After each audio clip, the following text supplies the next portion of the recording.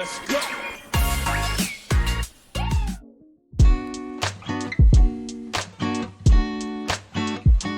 Bonjour à toutes et à tous, je m'appelle Hélène Brett, je suis directrice de l'association des Cols vers Rennes, qui est une association située dans le quartier du Blône, un quartier prioritaire de la ville de Rennes, et qui utilise l'agriculture urbaine comme outil pédagogique pour sensibiliser à la transition alimentaire, à l'écologie, à la préservation du vivant.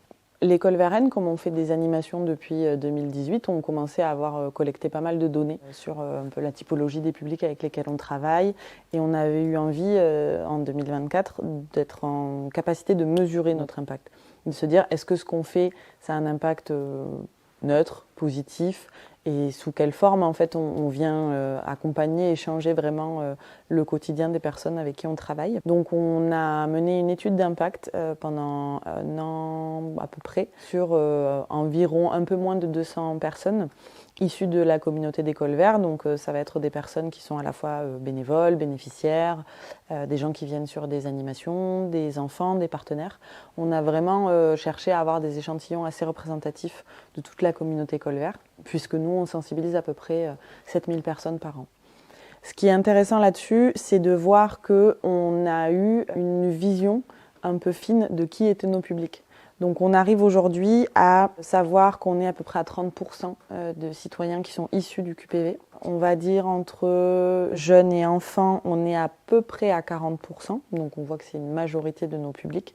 Alors on parle des tout petits de 6 mois jusqu'à 25 ans, donc c'est une fourchette très large. On a à peu près 7% d'entreprises du territoire ou de partenaires de la collectivité avec qui on travaille. On a, on va dire, à peu près 20% de citoyens hors quartier, en tout cas qui sont des publics plus larges. Et bien tout ça, ça nous sert puisqu'on adapte nos animations, nos activités en fonction des publics avec lesquels on travaille. On voit qu'on a une majorité de jeunes et d'enfants, donc il y a certains supports qui existent par exemple déjà, qu'on va venir retravailler. C'est pour ça qu'on a créé une mallette pédagogique avec une quarantaine d'outils qui sont vraiment dédiés au public qu'on connaît et qui sont un peu les mêmes partout dans plein d'autres QPV. Ce qui est intéressant avec cette étude d'impact, c'est qu'on a réussi à avoir des résultats clairs sur notamment, par exemple, l'évolution des pratiques alimentaires. On sait qu'on a une personne sur 3 qui a fait évoluer ses pratiques alimentaires en assistant aux ateliers cuisine, en participant au programme des paniers solidaires ou en venant acheter ses légumes au marché et en suivant les activités qu'on propose. Une personne sur 3, c'est-à-dire à acheter plus de produits bruts, réduire les produits transformés, acheter moins de produits carnés, plus de produits de saison.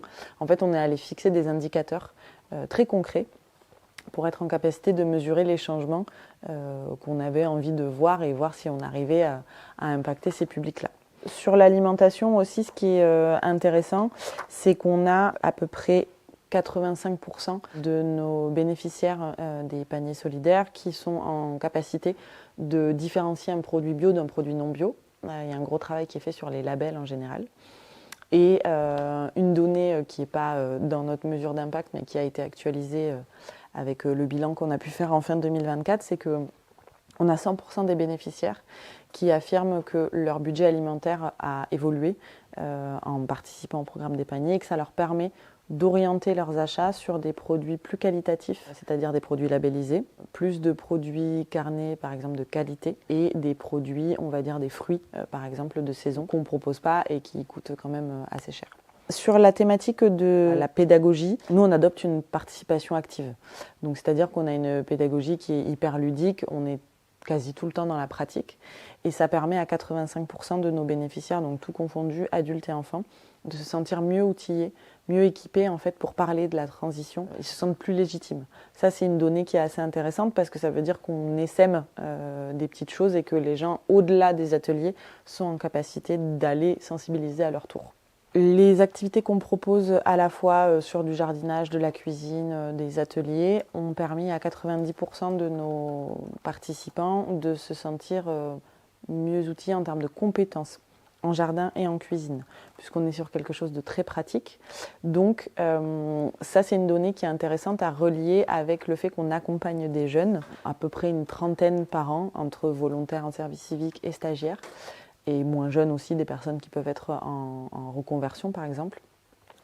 Et là, ce qui est intéressant, c'est de voir qu'on arrive à avoir un impact sur le territoire, puisqu'on a environ 48% des jeunes qui sont accueillis qui vont s'orienter vers des parcours en lien avec les métiers qu'ils ont découverts au Colvert-Rennes, c'est-à-dire l'agriculture urbaine, les métiers de l'agriculture en général, du paysage, ça peut être de l'aménagement ou de l'animation nature. On a l'exemple du parcours d'Esther, par exemple, qui est arrivée l'année dernière chez nous en service civique, qui aujourd'hui est alternante puisqu'elle a trouvé sa voie. À 19 ans, elle s'est orientée vers un BPGEPS en environnement, éducation à l'environnement, et elle se destine ensuite à des métiers d'éducateur d'environnement, comme on peut avoir au sein de l'association.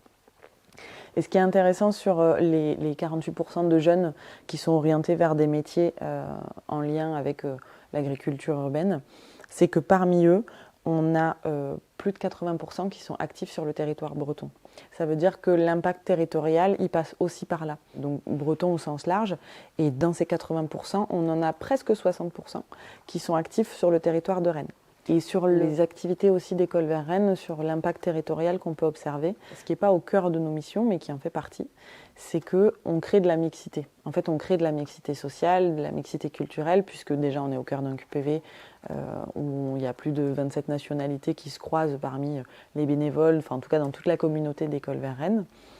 Et nous, on se rend compte, grâce à l'étude qu'on a menée, qu'on a 40% de nos participants qui ont leur regard qui a évolué sur le quartier. Soit ils partaient de rien, ils n'avaient juste pas d'image, soit ils avaient plutôt une image négative, et ça a évolué. Alors 40%, c'est pas 50, c'est pas 60, c'est pas 70, mais c'est quand même un gros challenge, puisque nous, on est vraiment au cœur du quartier, et qu'on arrive à amener des gens qui ne connaissent pas ce territoire-là, et donc ça permet d'avoir un impact aussi sur l'image du territoire au sens large. Au Colvert-Rennes, on envisage l'agriculture urbaine comme un outil de justice alimentaire et de démocratie alimentaire aussi, puisqu'on fait participer les bénéficiaires au choix à la fois des légumes qu'on propose, à la fois des ateliers. C'est important pour nous de co-construire toute cette offre-là, en tout cas de co-construire tous les projets autour de l'alimentation, parce que c'est des sujets qui sont hyper intimes, qui sont reliés à son histoire personnelle, qui sont reliés à sa culture. Donc on vient bouleverser des choses qui sont inscrites en nous depuis longtemps. Donc c'est pour ça qu'on est dans une posture d'accompagnement et qu'on imagine des outils adaptés aux besoins. Par exemple, on fait des fiches recettes qui sont distribuées chaque semaine avec les paniers de légumes qu'on distribue à des publics en situation de précarité économique et sociale. Et c'est quand même un gros travail, les fiches recettes. Il faut imaginer les recettes, les adapter en fonction de la saison, de la nutrition, des petits budgets aussi, du fait que on ne va pas avoir 150 épices ou 150 outils, tout le monde n'a pas une mandoline chez lui. Donc ça prend du temps. Et dans le cadre de l'étude d'impact, on a souhaité voir si c'était vraiment utile.